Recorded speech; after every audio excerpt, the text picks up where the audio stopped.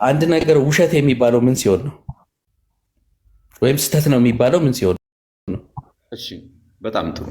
ለምሳሌ አርሰናል 6ኛ ክፍል በሚማርበት ሰዓት ፊዚክስ 73 አመጣ ብሎ አበበ ቢዘግብ፣ አየለ ደግሞ ፊዚክስ ሰብጀክት 80 አመጣ ብሎ ቢዘግብ ከሁለት አንዱ ውሸት ነው ማለት ነው። ትክክል። ኤግዛክትሊ። አንድ ምሳሌ። እሺ እዚህ ጋር አሁን አንተ ያልከው ውጤቱ እዚህ ጋር የሆነ ውጤት ቢያመጣ አንደኛው የዘገበው ሌላ ነገር ነው የሚለው፣ አንደኛው የዘገበው ሌላ ነገር ነው የሚለው። ውጤት ነው። አየህ፣ ውጤቱ ነው። እዚህ መጽሐፍ ቅዱስ በመጀመሪያ ደረጃ መጽሐፍ ቅዱስ ሲጻፍ አራቱ ወንጌላውያኖች ሲጽፉ አራቱም ወደ ተለያየ አቅጣጫ ነው የጻፉት። አራት ወንጌላውያኖች ናቸው የጻፉት መጽሐፍ ቅዱስን። ዋናው ነገር የክርስቶስን ቅድም ወንድሜም እንዳለው የክርስቶስን መሰቀል የመጋረጃውን አለመቀደድ ነው ውጤቱ አይደለ? መጋረጃው አልተቀደደም ቢሉ ክርስቶስ አልሞተም ቢሉ ምንድነው? ፈጽሞ ተሳስተሃል። አልተሳሳትኩኝም።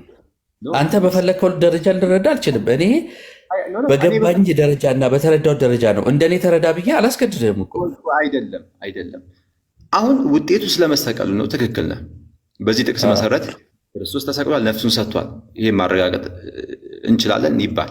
እሱንም አይቻልም፣ እሱ ጋር የምናወራለን። ግን አሁን እሱ ሳይሆን ፖይንቴ፣ እሱ ሳይሆን ይሄ መጽሐፍ መግቢያ ላይ ታስታውስ እንደሆነ የፈጣሪ ቃል ነው ወይ ብዬ አስመሰከርኩ። ለዛ ነው አዎ፣ ለዚያውም ከ100%ም 1000% አልገኝ። ኦኬ፣ የፈጣሪ ቃል ከሆነ የፈጣሪ ቃል ደግሞ ከሆነ ውጤቱ ላይ ብቻ ሳይሆን ታሪኩ ላይ አንድ አይነት ታሪክ መተረክ አለበት። ታሪኩ ላይ ምንድን ነው ስህተቱ? መጋረጃው አልተቀደደም ይላል፣ ያኛው አልተቀደደም ይላል።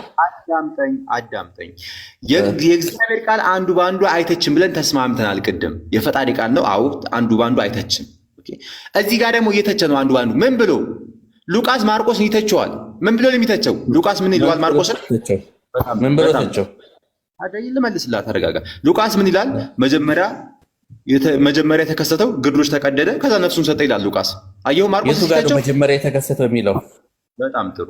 ሉቃስ ወንጌል ምዕራፍ መጀመሪያ የተከሰተው ይኸውልህ፣ መጀመሪያ የተከሰተው እንደዚህ ነው፣ ቀጥሎ ሁለተኛ የተከሰተው እዚህ ጋር ነው የሚለውን አሳየኝ ከመጽሐፍ ቅዱስ። አዳም ጠይቀኛል። ሉቃስ ወንጌል ምዕራፍ 23 ከቁጥር 45 ጀምሮ ተከታተል። የቤተ መቅደሱ መጋረጃ ከመካከሉ ተቀደደ ይላል። ከዛስ ምን ተከሰተ? ኢየሱስም በታላቅ ድምፅ ጮኸ፣ አባት ሆይ ነፍሴን በእጅህ አደራ እሰጣለሁ አለ። ይህንንም ብሎ ነፍሱን ሰጠ። መቼ ነው ነፍሱን የሰጠው? መጀመሪያ ግርዶሽ ተቀደደ አለ። አየው፣ ግርዶሽ ከተቀደደ በኋላ ነው ነፍሱን የሰጠው በሉቃስ ንግግር። ይሄ የሉቃስ ንግግር ደግሞ ማርቆስን እየተቸው ነው ያለው። እንዴት ካልከኝ ማርቆስ በጣም ጥሩ። ማርቆስ ምንድን ነው ያለን? መጀመሪያ ነፍሱን ነው የሰጠው አለ ማርቆስ። ሉቃስ ደግሞ አይ መጀመሪያ ግርዶሽ ነው የተቀደደው። መጀመሪያ የሚል ቃል የለም። ቃል በቃል ነው የምፈልገው። ሐሳቡን አንብቦ ይሄ መጽሐፍ ቅዱስ እኮ ይቻላል እኮ አንብቦ።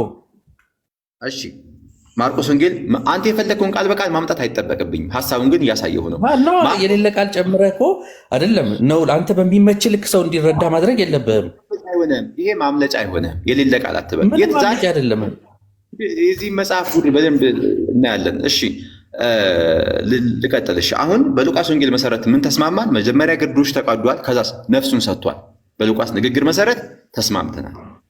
እንዴት ነው ማርቆስ አስጨርሰኝ። ማርቆስ ደግሞ የክርስቶስን መሞት አስቀደመና የመጋረጃውን መቀደድ ደግሞ ቀጠለ። ጥያቄ ምንድነው መጀመሪያ የተከሰተው? እዚህ ጋር ምንድነው የተጋጨው? እስቲ አንተ የተጋጨው ሁለቱም ስለ ክርስቶስ መስዋዕትነት ጽፈዋል አይደለ? ጭቅጭቅ አያስፈልግም። አዳምጥ። ጭቅጭቅ አያስፈልግም። መጀመሪያ የተከሰተው ግርዶሹ መቀደድ ነው ወይስ ነፍሱን መስጠት ነው? የመጀመሪያ ክስተት የትኛውን? መልስ። ይሄንን በቃ መልስ። ይኸውልህ አራቱም ወንጌላውያኖች ቅድም ነግሬሃለሁ። ይኸውልህ አራቱም ወንጌላውያኖች ስለ ክርስቶስ ወንጌል ነው የጻፉት። አዳምጥ። አንተ በምትፈልገው ደረጃ እኮ አይደለም እኮ እኔ በማምነው ደረጃ ነው መመልስልህ። ካልመለስክ እዚህ ጋር እናቆማለን። መጀመሪያ ሆነ ኋላ ሆነ ለእኔ ምንድን ነው የሚሰጠኝ ትርጉም?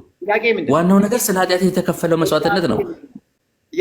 መጀመሪያ ሆነ ኋላ ሆነ ምንድን ነው ውጤቱ ላይ የሚሰጠው? ይህን ንገረኝ። ጥያቄ ምንድን ነው?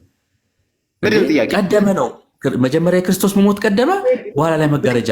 ማርቆስ ላይ ስትመጣ ደግሞ መጋረጃው ይቀድማል፣ የክርስቶስ መሞት ወደኋላ ይቀራል ነው። ለእኔ ለተከፈለልኝ ኃጢአት ፊትና ኋላ መሆኑ ምንድን ነው ልዩነቱ? ውጤቱ ምንድን ነው? ጥያቄ ምንድን ነው? የመጋረጃው መቀደድ አንደኛው ላይ ከፊት ይላል፣ አንደኛው ላይ ከኋላ ይላል ነው። ይህ አይደለም ጥያቄ፣ ይህ አይደለም። አዳምጥ። ጥያቄ መጀመሪያ የተከሰተው ግርዶሽ ነው የተቀደደው ወይስ ነፍሱን ነው የሰጠው? የትኛው ነው የቀደመው? ጥያቄ ግልጽ ነው። የተለያዩ ታሪኮች ናቸው ትላለህ። ግባና ተመልከቱ። ስለ አንድ ታሪክ ነው እያወራልህ ያለው። ብዙ የመጽሐፍ ግጭቶች አሉ። እኔ በዚህ ላይ ብቻ ሙጭጭ ብያ አለመቆየትም እችላለሁ። አንድ ይህ መጽሐፍ እኮ ቅዱስ አለመባል እኮ አንድ የሀሳብ ግጭት ይበቃል። እስኪ ከቁርአን እስኪ አምጡልኝ አንድ የሀሳብ ግጭት። እስኪ አንድ የሀሳብ ግጭት አምጡልኝ ከቁርአን። ክርስቲያኖች እስኪ ግጭት አምጡልኝ። የጠራ ነው ከግጭት የአላህ ቃል ያ ነው የፈጣሪ ቃል ማለት። የፈጣሪ ቃል ብሎ ማለት ከግጭት የጠራ ነው። እሺ የላ ምንድን ነው ማለት? እስኪ እንስማ።